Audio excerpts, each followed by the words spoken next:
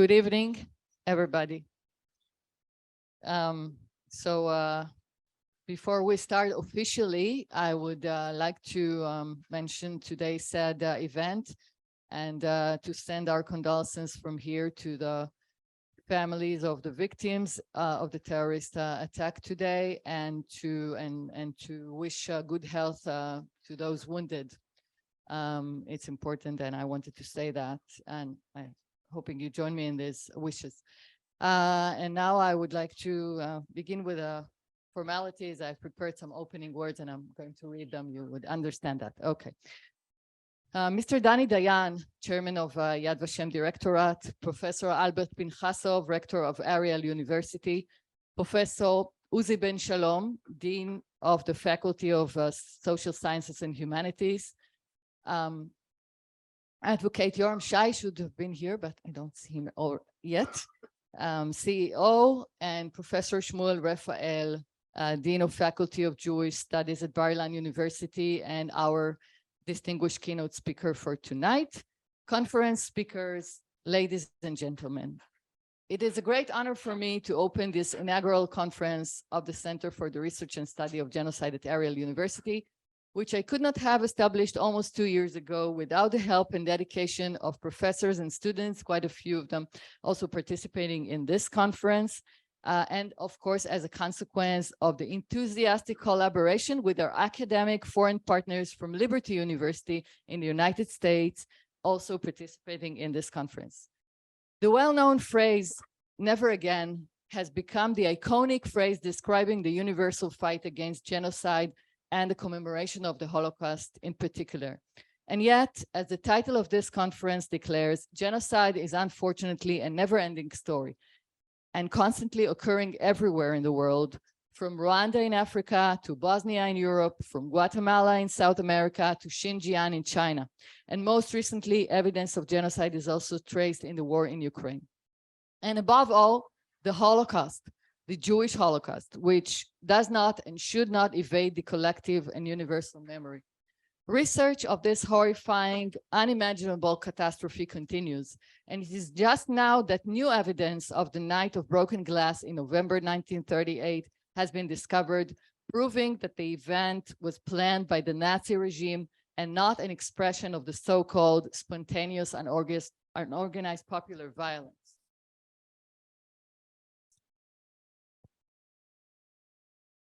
As we will see in the following 2.5 days ahead of us, genocide is a unique crime, distinguished from crimes against humanity by the special intent that is accompanied to the perpetration of the crime, an intent to destroy in whole or in part a group.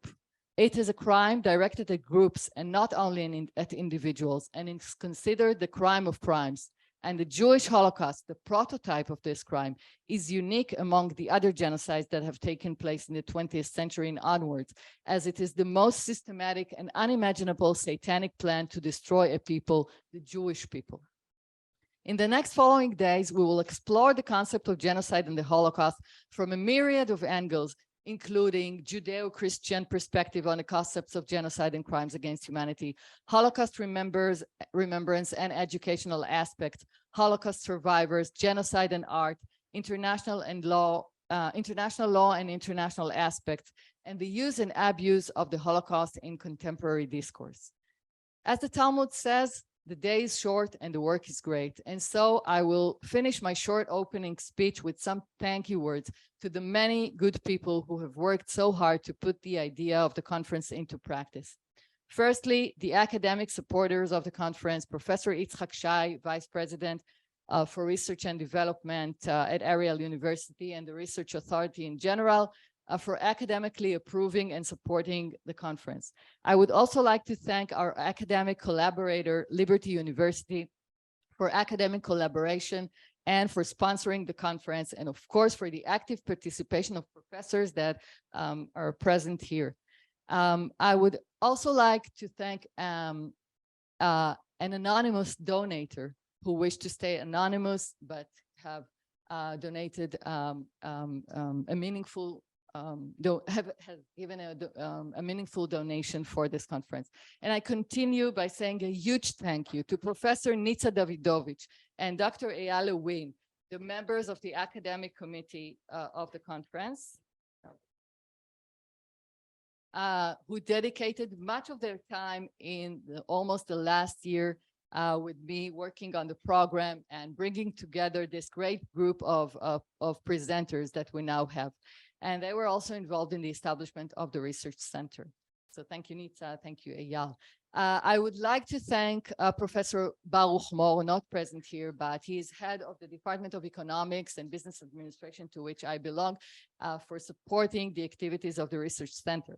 And almost finally, I would like to thank the people behind the scenes whose efforts have been invaluable in realizing the abstract plans and making this happen.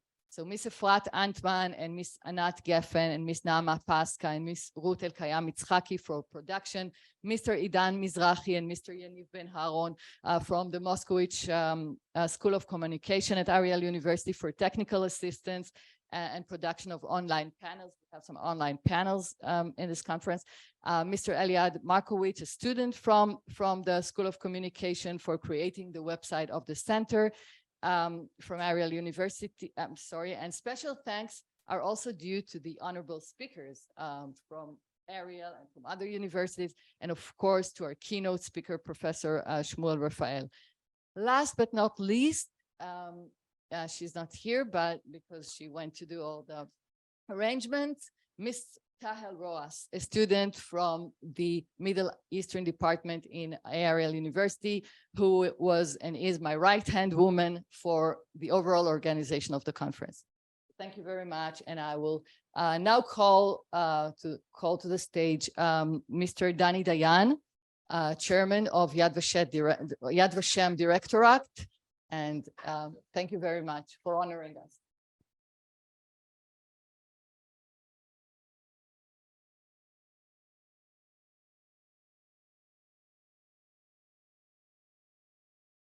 Thank you so much, and congratulations for the inaugural conference of this research center on genocide. Genocide is indeed a heinous crime that should be studied, researched, and first and foremost prevented, obviously. I am really honored to open this inaugural conference of the center. I would like to say that the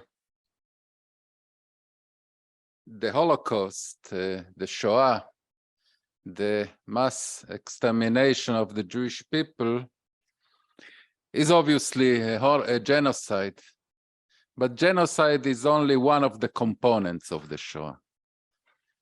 And in that sense, and excuse me to be seen probably as zealous of the terrible calamity, I have the responsibility to safeguard its memory as chairman of Yad Vashem. I would like to say a few words about what you call the uniqueness of the Shoah. And there is an interesting argument. Is the Shoah unique, or is the Shoah unprecedented? Professor Bauer, for instance, probably the most eminent scholar on Holocaust studies, claims that the Shoah is not unique, but is unprecedented. What's the difference between unique and unprecedented? Unique is something that happened once and can never be repeated. He says the Shoah is unprecedented. Nothing like the Shoah ever happened.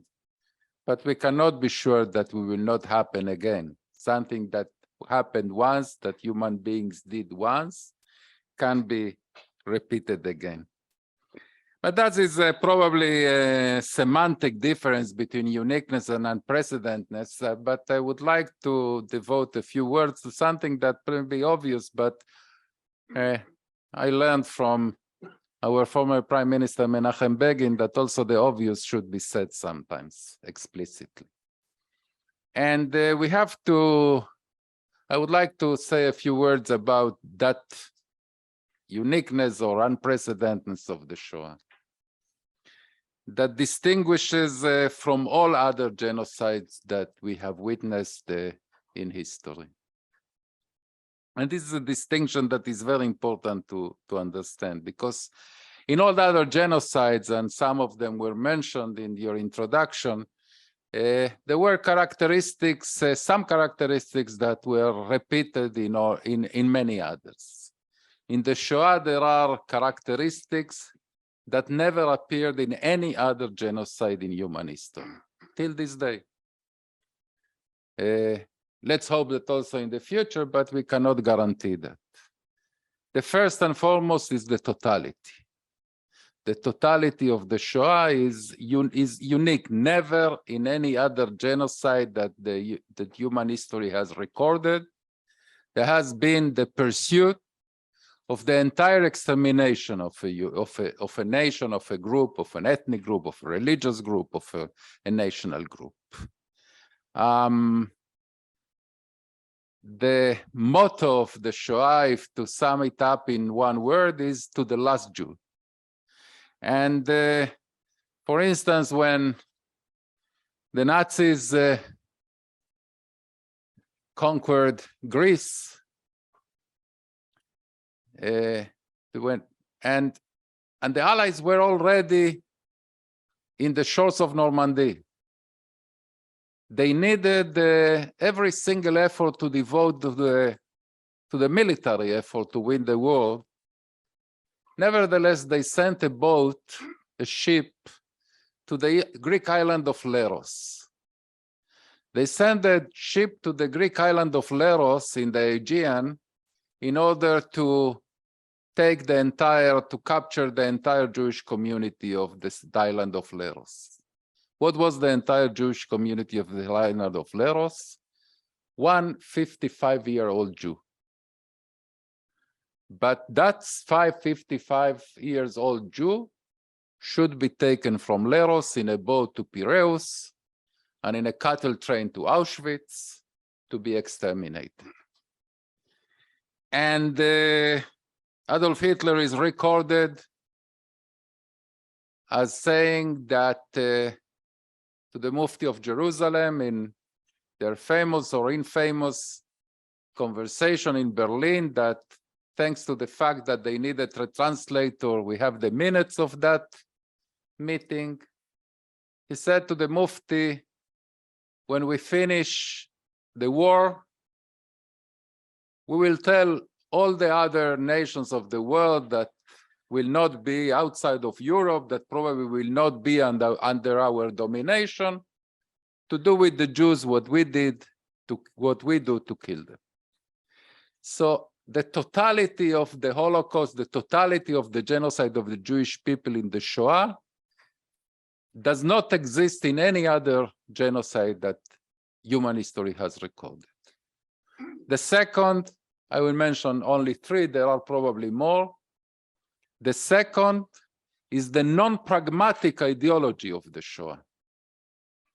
All other genocides that we are aware of had a pragmatic purpose, a malevolent and evil purpose, but a purpose, a pragmatic purpose, territorial domination of an area, economic gains, military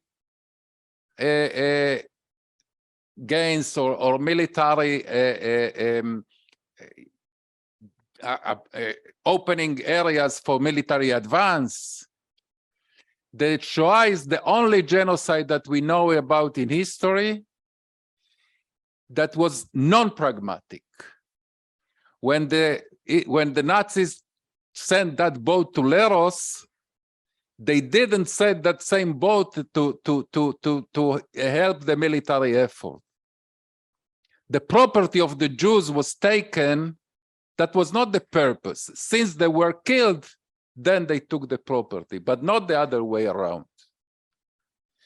The Nazi genocide of the Jews is the only genocide in which a nation, a state, assassinates his own slaves. The slaves in the concentration camps, in the camps, were assassinated after a while, in spite of the fact that they still could work.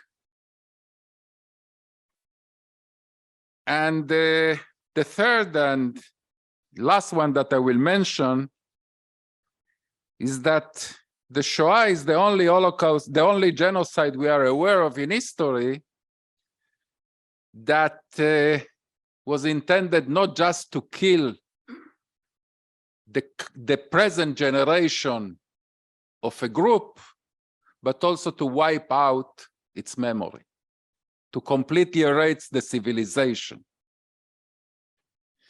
So when we talk about genocides in general, and we research genocides in general is important, but it's also important to differentiate between the Shoah and all others.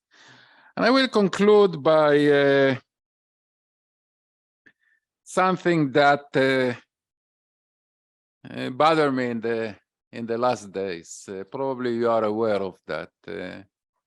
Goethe Institute, the German Cultural Institute, Worldwide Cultural Institute, intended to have on November 9th, the day of the November pogrom. We tend to take out of use the word Kristallnacht, or the night of the broken crystal, because that's the Nazi term that had a kind of romantic flavor, crystals. The night of the November pogrom, they compare about a book that was called the Holocaust, the Nakba, and the Culture of Memory in Germany. It was postponed and then canceled, or at least for the time being canceled. And I was actually very active I had a very long conversation with the chairman of the board of the Goethe Institute in Germany, the Worldwide Goethe Institute, and as a consequence of that, it was postponed indefinitely. But people think that I intervened only because of that comparison, implicit or explicit, between the Holocaust and the Nakba, which of course is far-fetched.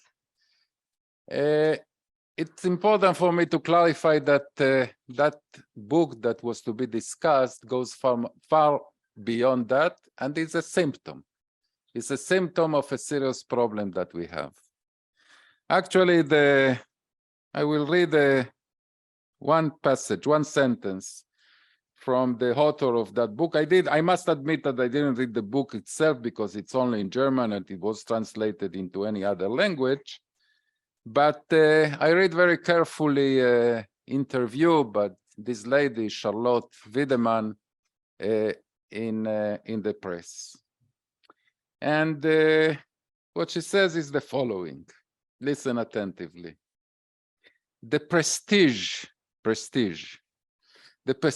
enjoyed, a very significant word, enjoyed by Holocaust memory, which is supported by numerous institutions in the Western world. I wonder if she means a Jewish institution or in general. The prestige enjoyed by Holocaust memory, which is supported by numerous institutions in the Western world, causes a desire to attach other grievances and sufferings to this label in order to benefit a bit from that prestige.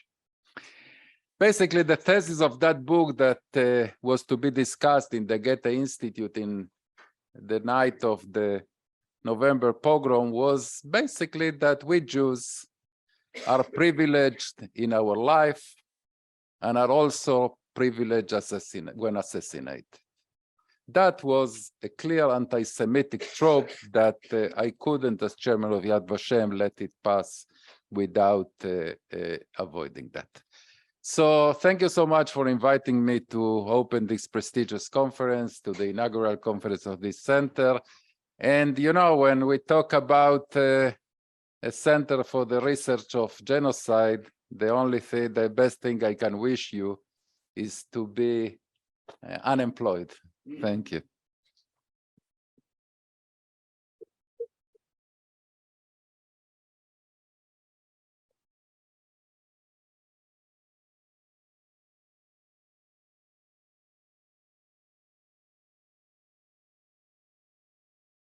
Thank you very much to Mr. Danny Dayan for this very interesting and important lecture. And now I would like to call to the stage Professor Albert Pinchasov, Rector of Ariel University, who supported very much the establishment of the research center and also this conference. Thank you, Professor Pinchas.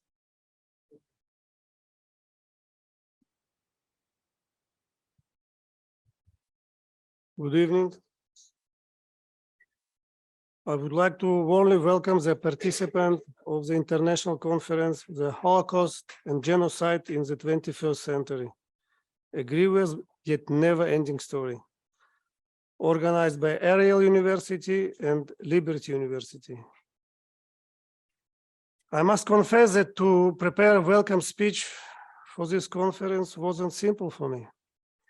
Stories from childhood that I heard about the Holocaust are forever in my memory and memory of my family. I imagine that to be a researcher in this field, to deal with historical documents describing all the horrors of these events, it is definitely necessary to be a brave person. Therefore, it is important for me to say that I really appreciate your work. Unfortunately, the lessons of history have not influenced the world enough. Horrors repeat. Hili mentioned some of them. Cambodian genocide, Kurdish genocide, genocide in Rwanda, Bosnian and Croatian genocide, even nowadays genocide that continues in Darfur, Sudan, Syria, Myanmar, and the disasters that we face now in Ukraine. Murders of innocent people, children, entire families, generations. Hatred based on nationality, which has no explanations. Crimes that have no boundaries. I want to express my sincere gratitude to Dr. Hili Mudrik, the chair of this conference, and its scientific committee, Professor Nitsa Davidovich, and Dr. Eyal Levin, and of course, the Dean of the Faculty of Social Sciences and Humanities, Professor Uzi Ben-Sharon. You are doing an important and valuable job, and the university appreciates it very much. I would like to note that Dr. Hili Mudrik joined our university as a lecturer only 2 years ago. And during such short period, she achieved outstanding results. She has built a research center that today conducts conferences, publishes research articles, and gathers world-class researchers. Congratulations, Hili. You are doing a great job.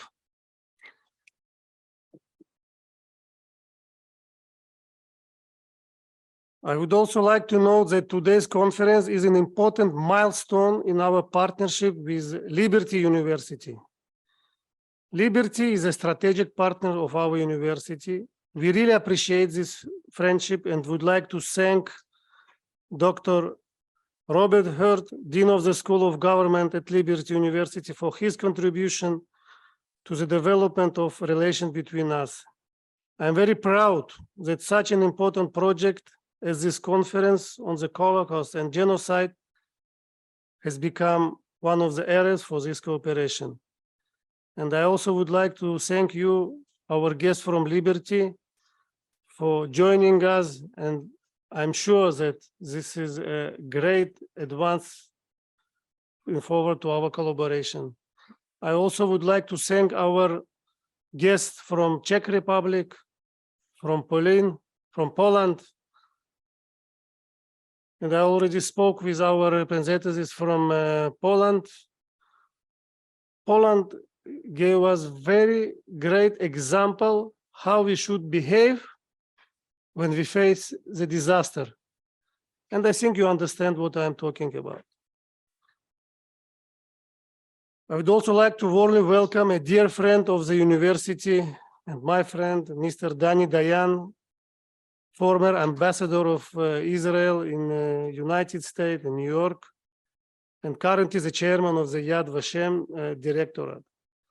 The museum that became a symbol of Holocaust commemoration.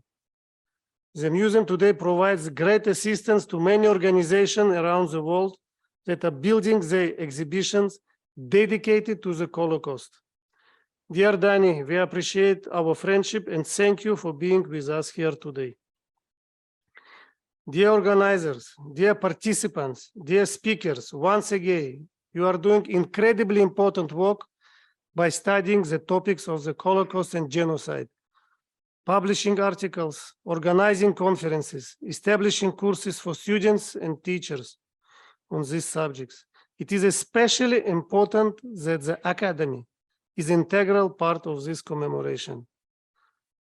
We have a great responsibility towards the next generation to make the words "never again" a reality. And I believe that we can do it together. We as Academy, we as researchers, we as human beings. Thank you very much.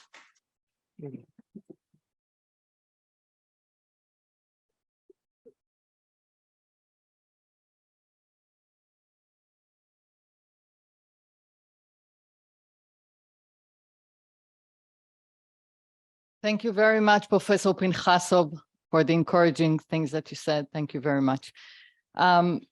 Before I call to the stage our guest, our keynote speaker, I would just like to remind you that after the lecture, we would have a cocktail for everyone present here, and it would be on the 4th floor. So this is after the lecture.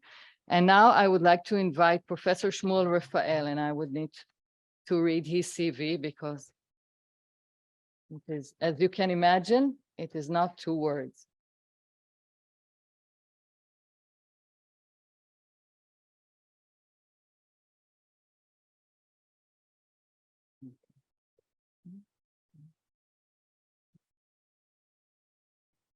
So Professor Raphael, as I said before, is the Dean of the Faculty of Jewish Studies and the Department of Literature of the Jewish People, Salty Institute of Ladino Studies at Bar-Ilan University. From 2002 to 2005, Professor Raphael served as the head of the Joseph and Norman Berman Department of Literature of the Jewish People. Since 2003, he has headed the Naima and Yoshua Salty Center and Institute for Ladino Studies at Bar-Ilan. In 2017, he became Académico Correspondiente of the Real Academia Española. In 2020, he became the Academic Secretary of the National Ladino Academy of Israel. Professor Raphael has been researching the various branches, streams, and periods of literature written by Judeo-Spanish or Ladino-speaking Sephardic Jews, and his research has been published in prominent research forums in Israel and around the world. Professor Raphael personally contributed to the breakthroughs in the field of Ladino research in Israel and established and developed this field of study at Bar-Ilan University. The Ladino activities that he has promoted at Bar-Ilan have won the university international academic recognition and have engendered collaborations with various research institutions in Israel and abroad. Professor Raphael has an invaluable contribution to the development of methods for researching and teaching Ladino literature in universities and colleges, and has authored few groundbreaking books for teaching. Raphael has likewise written many scholarly essays on the mapping of Ladino research in Israel and around the world. Raphael's knowledge of the unique history of Sephardic Jews and their little-known fate during the Holocaust impelled him to undertake a brand new area of research, Ladino Holocaust literature. He has written several original essays on this topic and participated in international conferences and research workshops around the world. Professor Raphael is also a second-generation to Holocaust survivors from Saloniki, Greece, and he will talk about his personal experience and beyond in his lecture here entitled A Sephardic Family in a German Bauhaus, From the Private to the Collective Holocaust Memories. Please welcome Professor Raphael.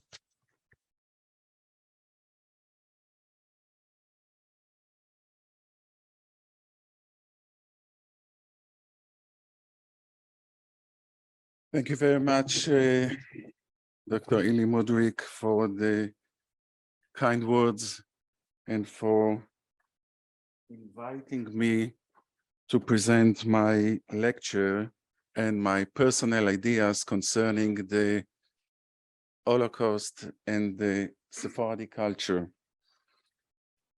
I would like to thank Professor Albert Pinchasov, Director of the University, and it is a great privilege for me to welcome Mr. Dani Dayan, the Chairman of Yad Vashem.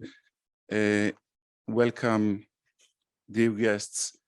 It's quite a sad day for Israel, and this is quite symbolic to speak about the Holocaust and the genocide during this special day. With your permission, I would like to find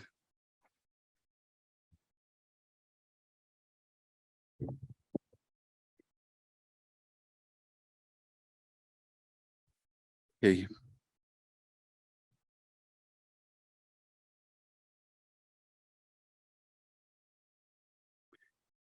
My childhood home at 60 Yehuda Halevi Street is a typical Bauhaus building. It was built in 1934 and designed by William Ze'ev Heller, a German Jewish architect. From time to time, nostalgia leads me back to the old neighborhood. When I close my eyes and take my mind back, I can hear the sounds effects of that specific childhood. William Heller never imagined that the house he was building in Tel Aviv would be occupied one day by many Holocaust survivors who spoke German, Yiddish, or Polish. We lived in that building too. My Holocaust survivors' parents, Esther Rafael Ni Vivante from Corfu and Chaim Rafael from Salonika, talking using Judeo-Spanish Ladino. Ladino is the term that I will use during this lecture to identify the special language that the Sephardim spoke since they were expelled from Spain in 1492. We lived on the ground floor of this specific building. On rainy days, my father will tell us not to open the windows, and he said in Judeo-Spanish, Buzana negra, terribly cold. He would speak in Ladino and add in Ladino, parece Birkenau, just like in Birkenau. The first room on the right was my bedroom. Large double doors separated my room from the living room. In that living room, every few months, my mother and father would host their Ladino-speaking friends, all their amigos del lager, friends from the concentration camps. These meetings were held on evenings. My mother would put a beautiful tablecloth on the dining table and arrange plates of mezze in the best Greek Sephardic Jewish tradition. My father was in charge of two things, choosing the accordion and choosing the whiskey. I remember those evenings very well.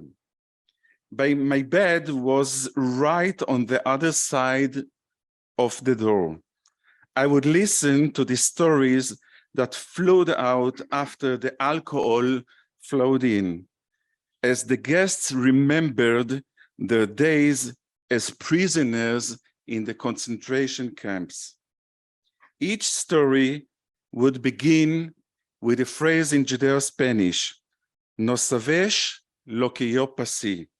You wouldn't know what I went through. Lo que sufrimos en este bloco. We suffered so much in that block. Me inflaron de leña. They beat me harshly. I never understood why the epic group of the Sephardim friends gathered to tell the stories from the lager, from the camps. I would keep myself awake just to hear what was happening in the next living room. When the mood became melancholy, one of them would announce in a loud voice, "Let's sing songs." Father would bring the accordion, and that specific group would explode into loud singing. They were singing, they were crying at the same time. As a young boy, I would try to understand the riddle of the rapid transition from Holocaust stories to the Greek and Ladino epi songs. Those gatherings were held on evenings until after midnight, and Father and his friends used to explain our neighbors that the reason of getting together specifically on these nights was to mark the group's liberation from the camps. Today, I understand quite well that the stories, jokes, wise saying, linguistic treasures in Ladino and Greek formed my entire world, the world of a boy who used to listen to the stories of the adults. When my father wanted to coax the group into eating the treats that mother had prepared, he would say in Ladino, "Comiendo hermanim, vas a ver las flamas que van a subir a los cielos." Eat, my friends, you will yet see the flame rising heavenward. Those evenings were the inspiration for one of the poems that I wrote years later and which was published in one of my books, Visitor's Guide to Birkenau, that was published in 2015. It was published in Hebrew. With your permission,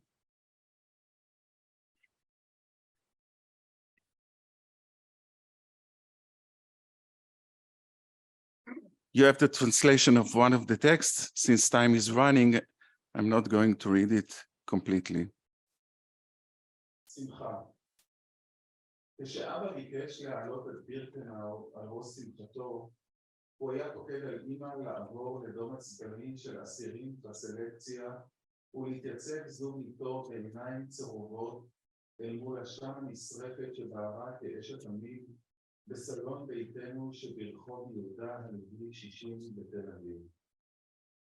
הייתה עליהם יד אדוני, הם ירעדו, וכדי להפיח מראה חיוני בפניהם ולקוות שהכל ייגמר גם הפעם בשלום, הם טפחו על לחייהם ביד מיומנת, כזו השמורה לשורדים. בהינתן האות, אמא הייתה רצה לשמאל ואבא לימין. בצעדיו הדוביים הוא חילץ מחדר השינה תיבה עייפה שבתוכה ניצלו שניים ממין האקורדיון. אחד אדום, אחד שחור. תיקח את האדום, הייתה זועקת אמא מקצה המטבח, ואבא היה מצמיד את מכונת ההנשמה האדומה אל בית החזה, וביסו אחד משחרר מבעמבי המפוח אותות של חיים.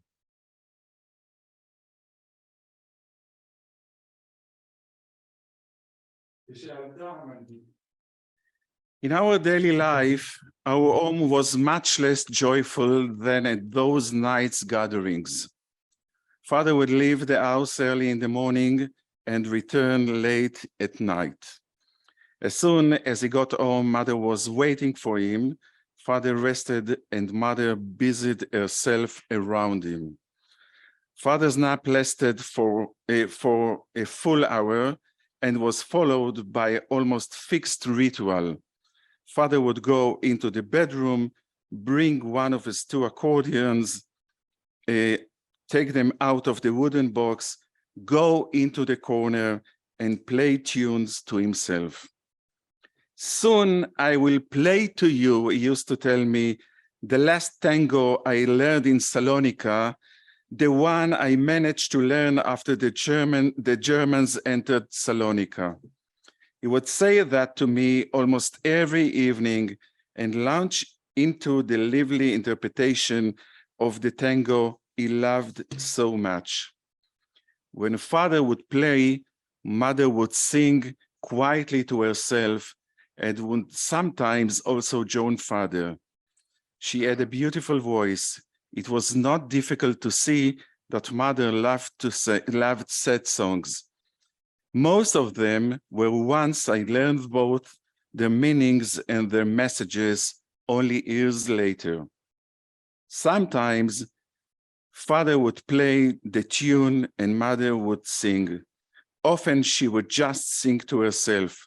One of these songs was Sorrow by Dimitris Christianopoulos with the music by Mikis Theodorakis.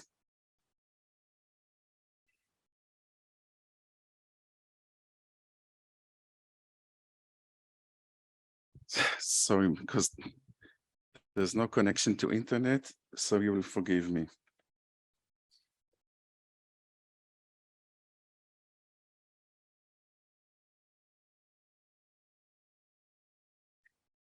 As you understand, the music and the songs were the means used in my home for telling the story of the Holocaust.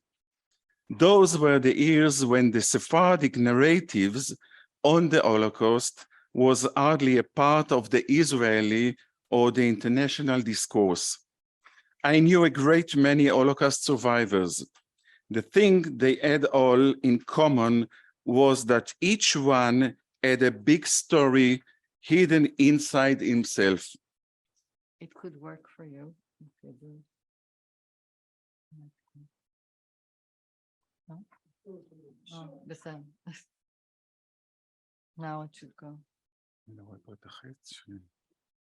אתה לא יכול לעזור?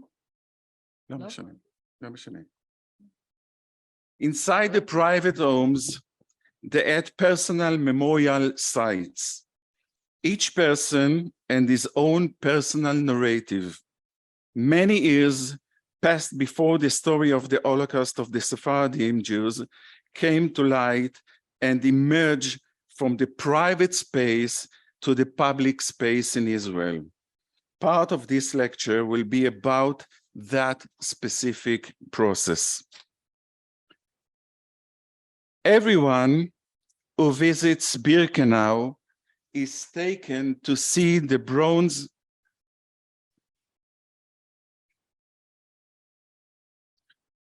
Everyone who visits Birkenau is taken to see the bronze plaque besides the gas chambers and the crematoria were.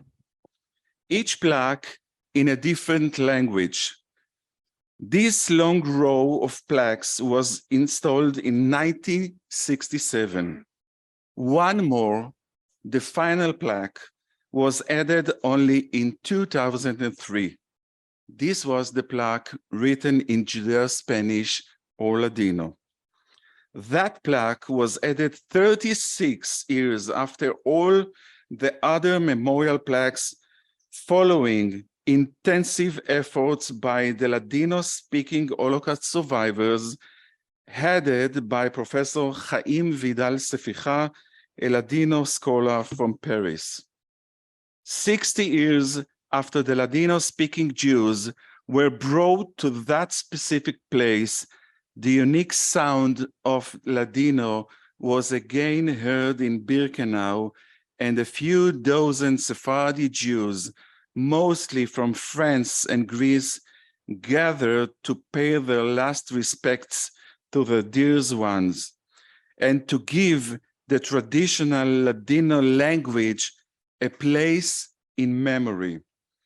The placement of a Ladino memorial plaque at Birkenau extermination camp was not small feat. Each plaque has its own symbolism, but the plaque in Ladino at Birkenau extermination camp is even more symbolic. A group of Ladino speakers had formed an interest group aimed at giving voice to the narrative that had been forgotten for years, and to representing the voice of those who can no longer speak for themselves. That group sought to create a unique group of memory. In order to create the awareness, they had to do something together, to install a memorial plaque that would open the way for Ladino to enter the narratives of their own memorials plaques at Birkenau. The fact that the Ladino plaque was finally given a place of memorial there after long struggle against the international establishment caused the emergence of the memorial idea among other Ladino speakers who were not part of the original group. The plaque created an awareness of catharsis. The Holocaust of the Ladino speakers had gained the recognition of the establishment. From then on, sidelining from the Jewish historical narrative would be considered a violation of the general consensus, which could be very significant. Professor Aryeh Kiesel, who examined the integration of the Mizrahi narratives into the Israeli society, notes that the movement to raise awareness are usually conducted in an intelligent fashion in language and discourse patterns that have been used in the past by other narratives in society with respect to the same narratives. Kiesel defined 4 periods that were experienced by the other in the renewed and reformed Israeli identity. 1, the society's monolithic past. 2, the monolithic disintegration. 3, the neo-monolithic construction. And 4, the future, which is the recognition of the parts of the identity that collapsed and the beginning of the dialogue between of them. The installation of the Ladino memorial plaque in Birkenau, therefore, marks the neo-monolithic construction, the acceptance of the other, and the beginning of the dialogue between the Sephardi group and the group of the Israeli society.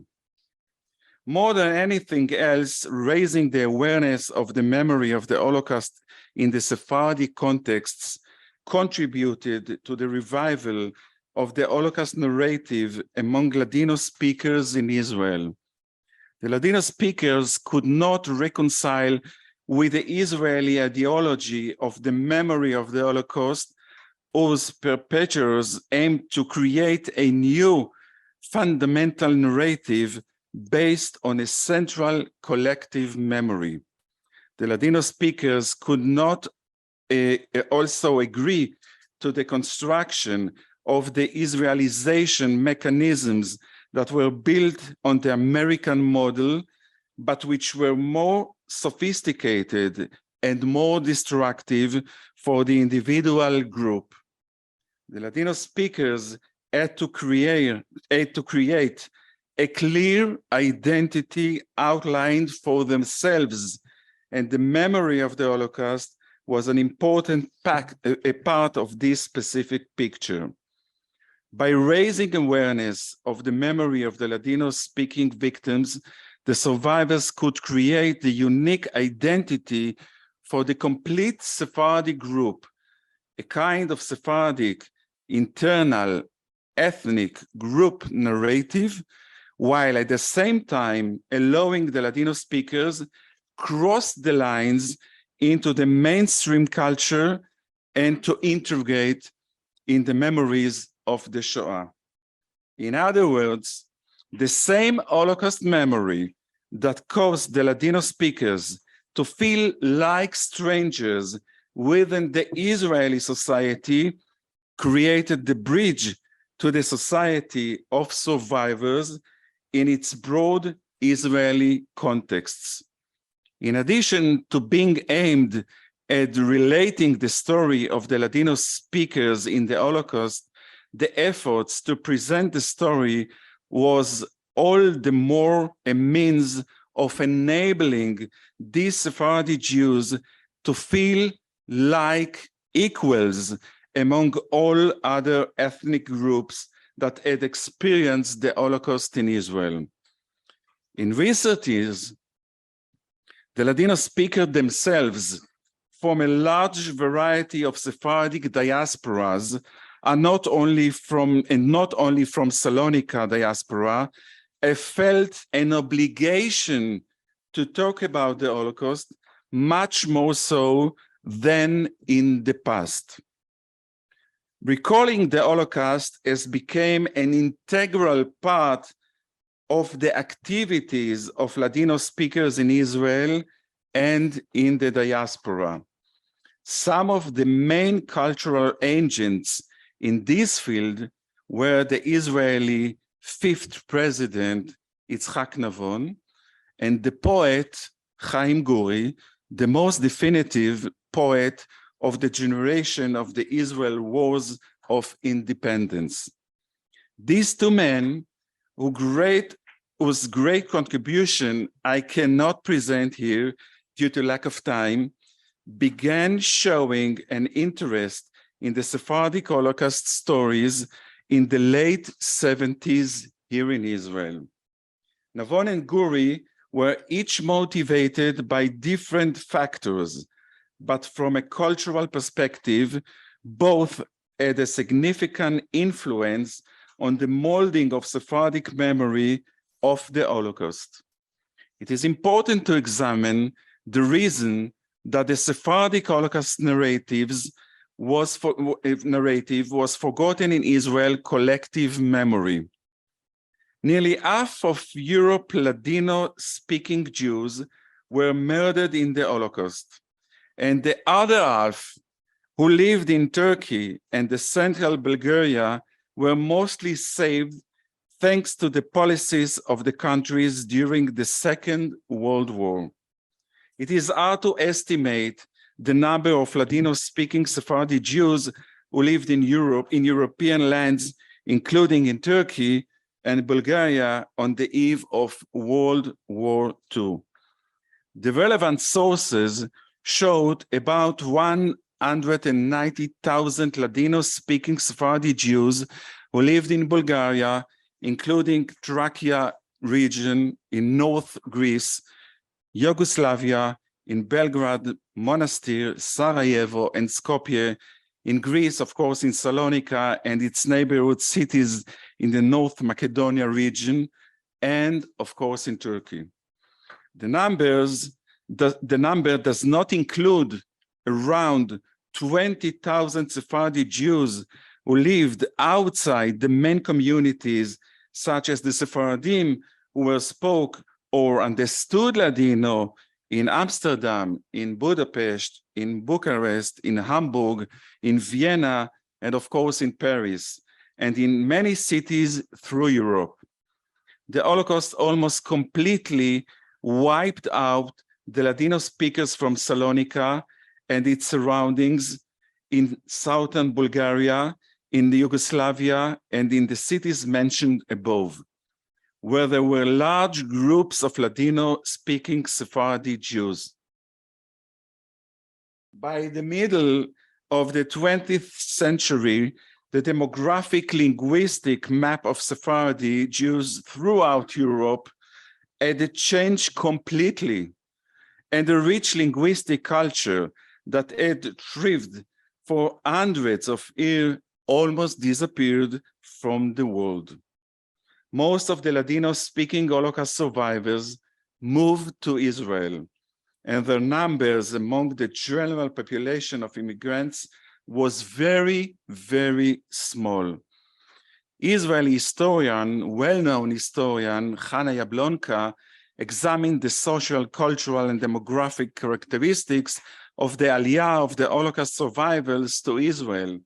In her book, Achim Zarim, Foreign Brothers, the Holocaust survivors in Israel, she notes that 86% of the Jews who immigrated to Israel in 1948 were Holocaust survivors.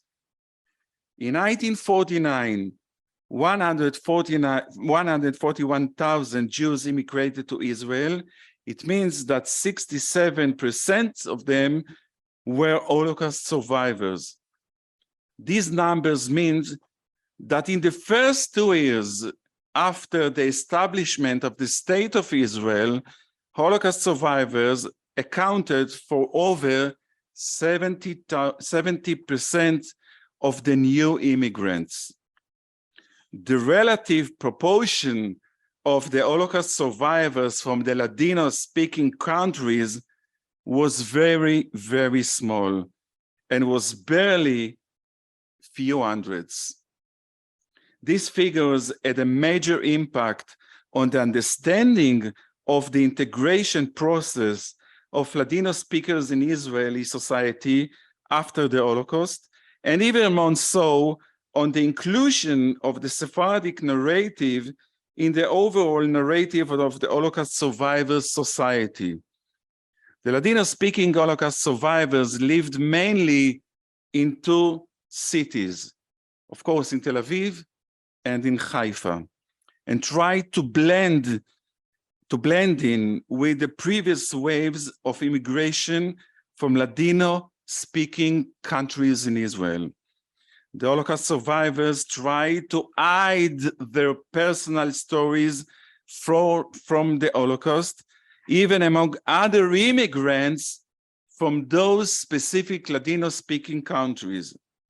Jablonka believes that in the early years of the state, the voice of the Holocaust survivors was completely muted. The War of Independence and the early days of the state took precedence over every other issue on the public agenda in Israel. The Ladino speakers also said very little and make enormous efforts to join the stream of the Israeli society. Their personal stories from the Holocaust were barely heard all during that period, and certainly not in the overall Israeli context. Perhaps the stories were heard in our home specific in those days during the gatherings and the evenings while my father was playing the accordion and his friends were singing, crying, telling each one of them their own personal narrative stories from the Holocaust. In one of her important essays, Hannah Jablonka states that from the beginning, the Mizrahiim were seen as having no connection to the Holocaust story. This view was also common among the Mizrahim themselves and in the establishment. The Holocaust was considered the story of European Jewry. A similar attitude to this issue was also expressed by Professor Aaron Rodrigue in his lecture at the Holocaust Museum in Washington in 2005. He said that the story of the Sephardi Jews and the Ladino speakers and the Holocaust had been silenced by historical scholars of the Holocaust. The following are few of his main explanations. 1, the Holocaust was seen as something that happened in Central Europe. 2, the total number of the Sephardi Jews who were affected by the events of the Holocaust was tiny compared to the million of Ashkenazi Jews. 3, historians were initially curious about examining what happened in the main Jewish population centers in Europe, and this resulted in the dimensioning of the Sephardic Jews' geographical space where most of the Ladino speakers lived. And 4, historians looked at the events of the Holocaust on German soil, on Polish soil, on Russian soil, and even on Greek soil, but the Sephardic Jewry was not a geography-based culture that crossed borders and territories. In addition to Rodriguez's reasons, I would like to add few of my own. The Ladino-speaking Sephardic Jews did not manage, and perhaps also did not want, to keep up with the fast-paced development of the new nation states that emerged from the disintegration of the Ottoman Empire. They cleaved to the traditions of the past. They spoke Ladino and were faithful to the past generations. And most important, not all the Ladino speakers were thrown into the crematoria. Most of them, Jews in Turkey and many of the Jews in Bulgaria, survived the horrors of the war and even continuing living Sephardic Jewish life. In the 1950s, these groups of survivors became the large waves of Ladino-speaking Aliyah, I mean the Jews from Bulgaria and from Turkey, and created the mistaken impression among the Israeli public that the Ladino speakers had not been affected by the atrocities of the Holocaust. They are here. They are with us. They are speaking Ladino in Tel Aviv, in Yafo, in many places.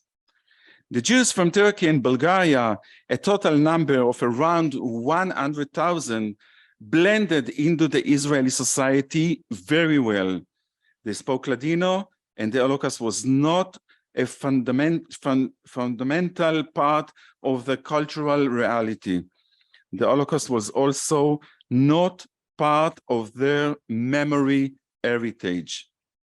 The tiny number of Ladino-speaking Holocaust survivors who came to Israel was swallowed up by the vast majority of survivors who had just arrived in the young country immediately after the establishment. This small public of survivors took consolation within itself, within the newly formed Israeli society, and did not have the energy or the tools to tell a different story in a different language. The weak voice of the Ladino speakers was drowned out by the sounds of the emerging Israeli society, and it took many years and the evolution of specific circumstances until the story could be rescued and voiced among the Ladino speakers themselves and within the Israeli society. The destruction of the Ladino culture in the Holocaust and afterward was great and terrible. The few Ladino speakers who survived were alone, orphaned, homeless, and grieving for their communities. The suffering of the harsh experiences of the Ladino speakers had an additional dimension. The language of their culture and their past was foreign in the new cultural landscape in which they found themselves. And the use of Ladino, the ancient language, as their everyday language and the language of the literary creativity declined and almost lost all significance. The Holocaust survivors among the Ladino speakers suffered a double trauma.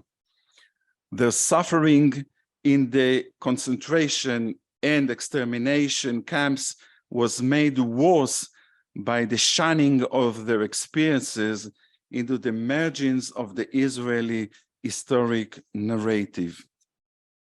For years, a group of Sephardic Jews who had experienced and shared trauma and lived in Israel was trapped in the dilemma between wanting to forget that chapter over their past and the desire to shout that past from the rooftops. This dialectic is very common among the victims of a trauma, who wants to keep it as a secret on the one hand and want everyone to know the truth on the other. The groups that my father and my mother used to invite to our private home was a good example of those who want to shout their past and to share the past with the Israeli society, but with no real good possibilities. So they kept singing. The story of the double trauma experienced by the Ladino Holocaust survivors began to be heard only some 40 years after the smoke disappeared above the crematoria. The speakers were the last of the survivors who made Aliyah and began to tell the story of the Holocaust as a collective memory. Thank you very much.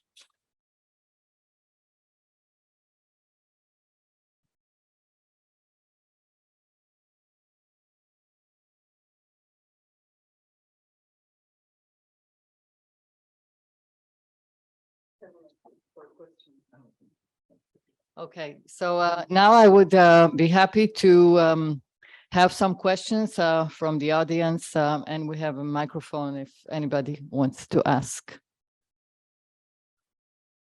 You want to begin? You want me to begin? Okay. Yes, okay.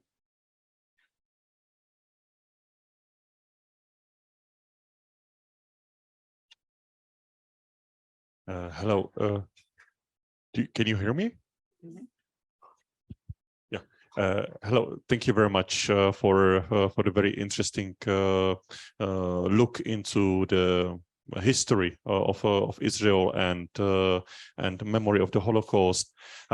It somewhat reminded me the recent debate about the issue of recognition of Holocaust in North Africa, of the Jewish communities in North Africa, in Libya, who were also brought to Auschwitz. That the fact that there was actually a concentration camp in Libya, many things which were not known until recent time. So it seems that there is a repeated pattern as we learn more and more, as we understand more and more, and as we also learn how to talk about these things. My question would be, because what you describe is to some extent also similar to what some Ashkenazi Holocaust survivors actually described after they arrived to Israel. They also complained about what is sometimes referred to as a myth of silence. You know, that the fact that it was very difficult to talk about their experience and things like that. So you have made some short references to that already, but how does this experience of Sephardic Holocaust memory being pushed into the private space correlate with the wider development of how the Israeli society was actually learning how to talk about the Holocaust in the 1950s, and the fact that even many European Ashkenazi Holocaust survivors felt very similar problems. You know, the fact that it was this very strong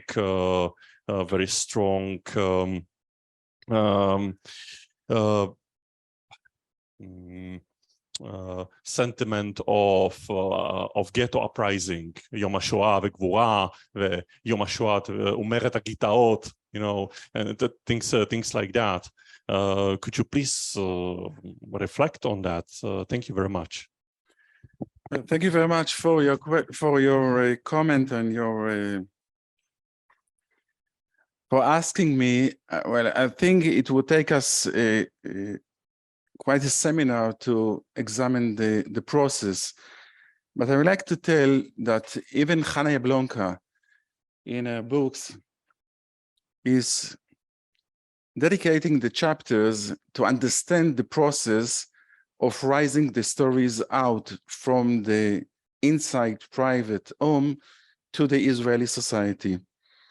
And I think that both of them, let's say the group of the Ashkenazi survivors, I don't like and I don't feel comfortable to use the term and to identify Israeli society by saying Ashkenazim or Sephardim, but for this reason, but for this specific question, I have to use the term.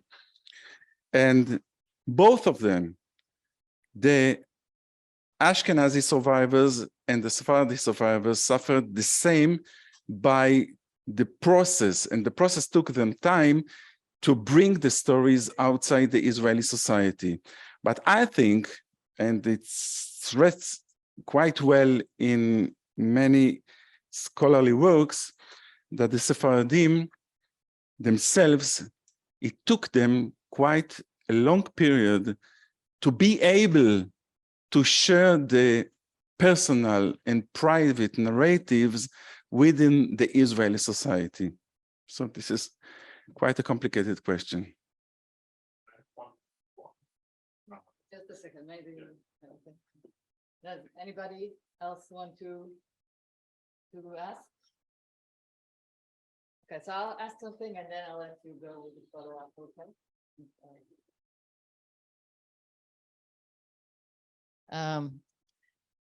I wanted to ask Professor Raphael about your specific research on Sephardic Holocaust literature.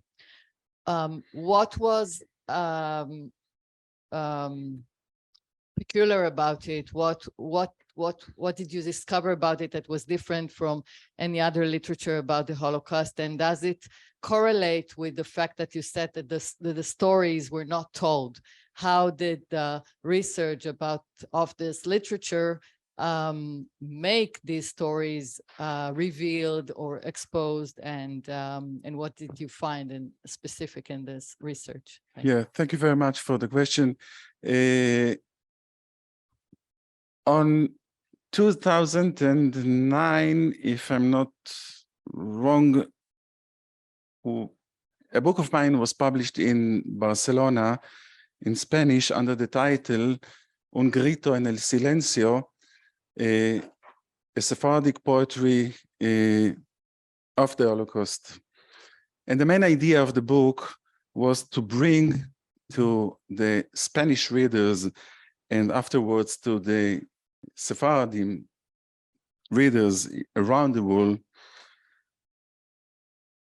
to let them know and be familiar with the poetry about the Holocaust that they used to write in Ladino during many years. And I discovered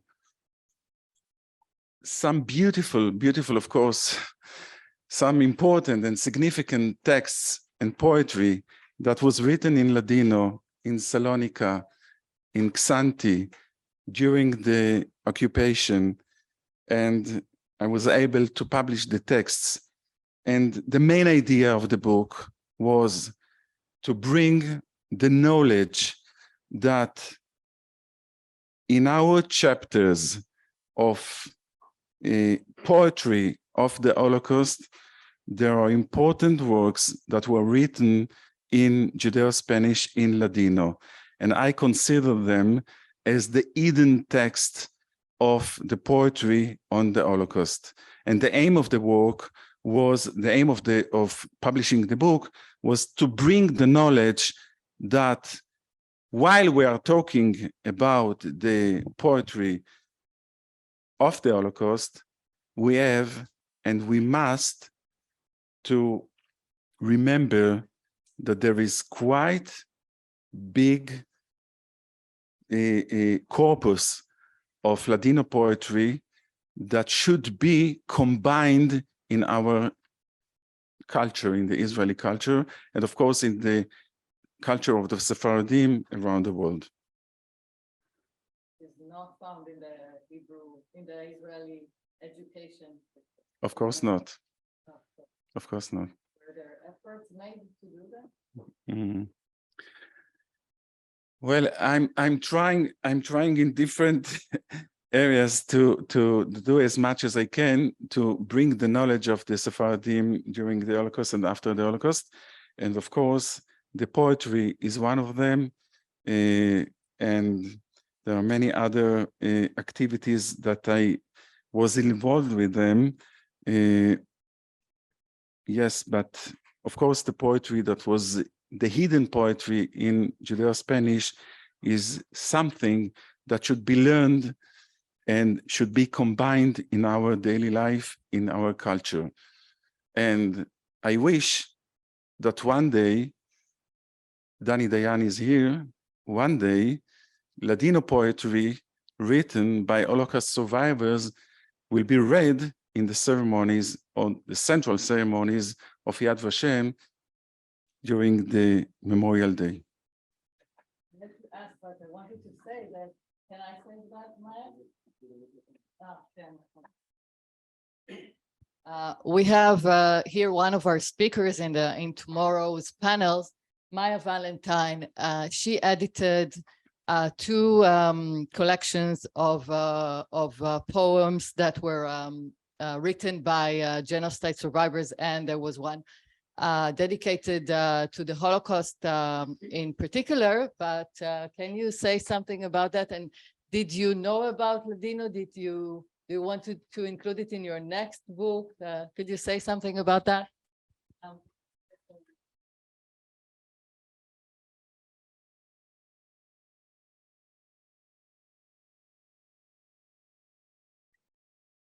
Thank you.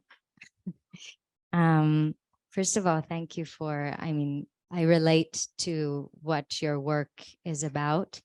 And I also believe poetry has a lot of power. And I think because we are Am HaSefer, and in our Israeli culture, we do have a tendency to address poetry as real history. And I think that it's very important for us to accept that poetry has power to tell us the story of certain communities, certain peoples that their voice might have been silent for different reasons. And so in the work I did, which I will elaborate more tomorrow, we collected poetry written about 11 different genocides. And published it in a book. And I hope this will just be the beginning of creating a corpus of poetry of survivors of genocide. And I didn't know about your work, and I'm very happy to acknowledge it and to look into it furthermore. Thank you. Thank you very much.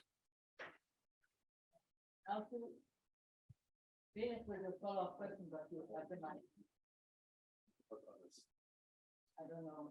There are other questions? Yeah? Okay. Let them will get the mic.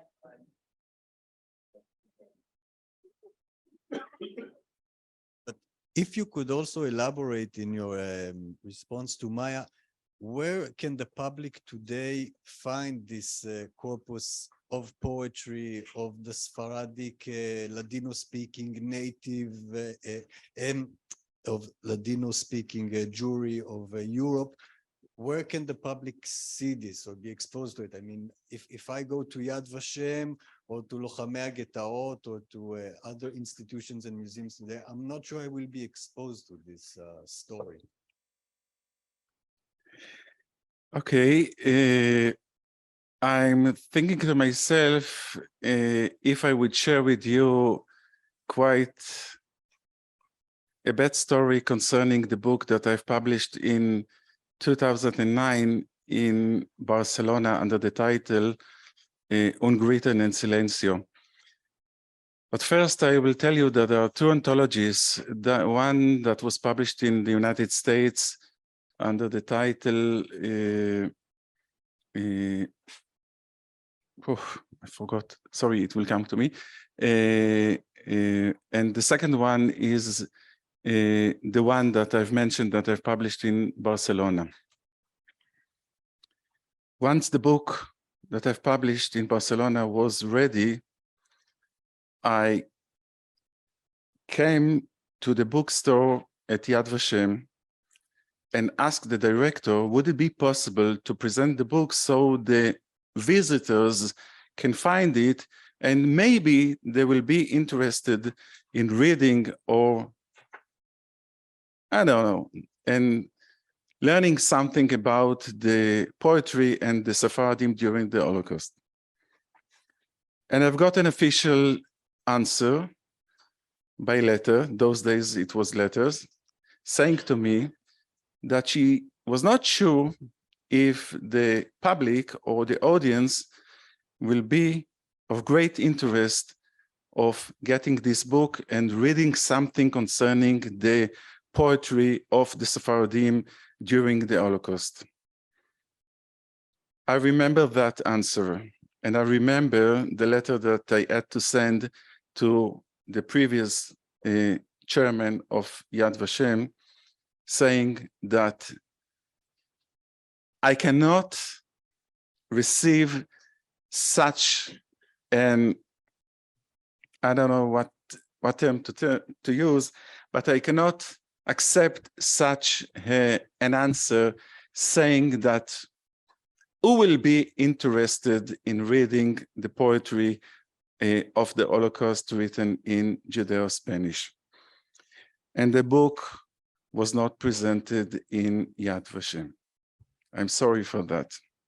And during many, many years, I'm working with the members of Yad Vashem, with scholars in Yad Vashem, asking them, if not begging them, to combine more and more elements of the Ladino speakers during the Holocaust and before and after the Holocaust in the main central exhibition. And there are more and more items combined in the exhibition, but still much work to be done. Thank you very much.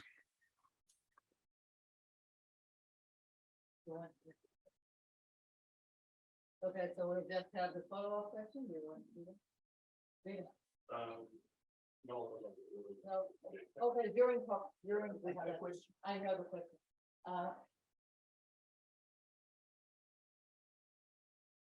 Thank you very much.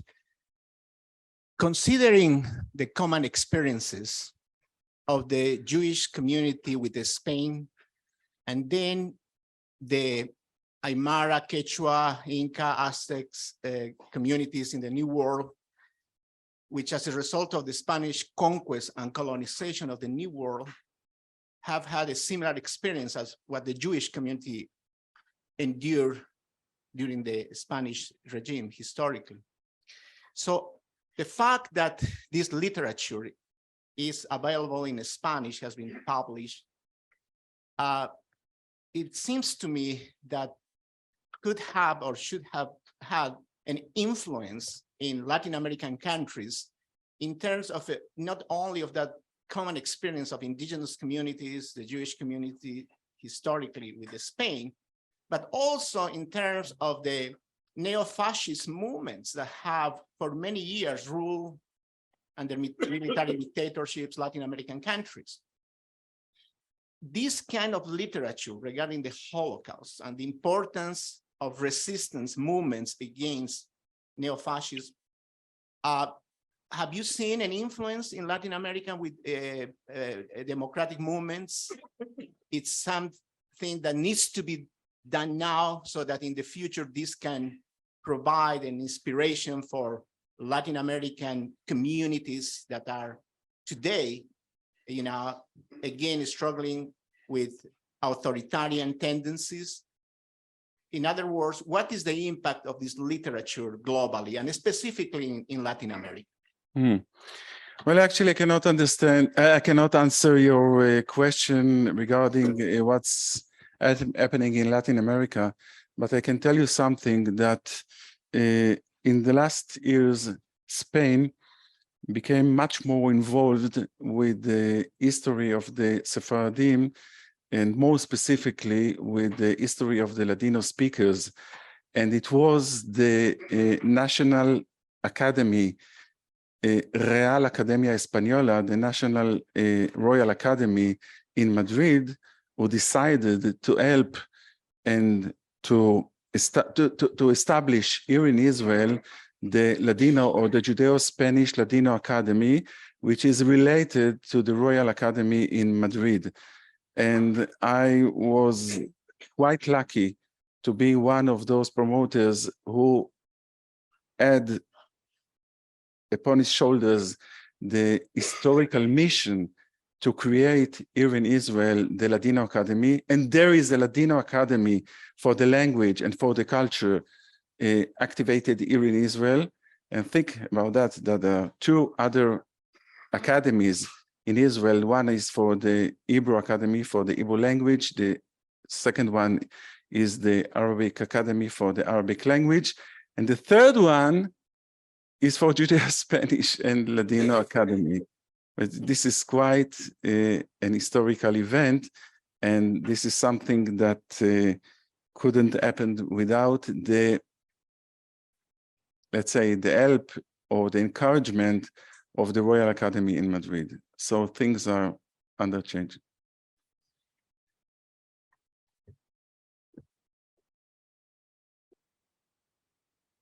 More questions? Okay. If you're too shy, you still have an option to ask in person now and talk to whoever you would like. We have a cocktail, as I said. Everyone here is invited. It's on the 4th floor. It's on the 4th floor, and there are 2 elevators because we have 2 combined buildings here. We are in 53. And if you go, I don't remember now, it's right or left, but you'll be in 51. You can take the elevator and then cross and you will find us, or you can take the stairs. It's not that complicated. So let's meet upstairs. And thank you very much, Professor Rafael. Thank you, Mr. Dani Dayan. Thank you, Professor Pinchasov. And thank you all of you for coming here. Thank you very much.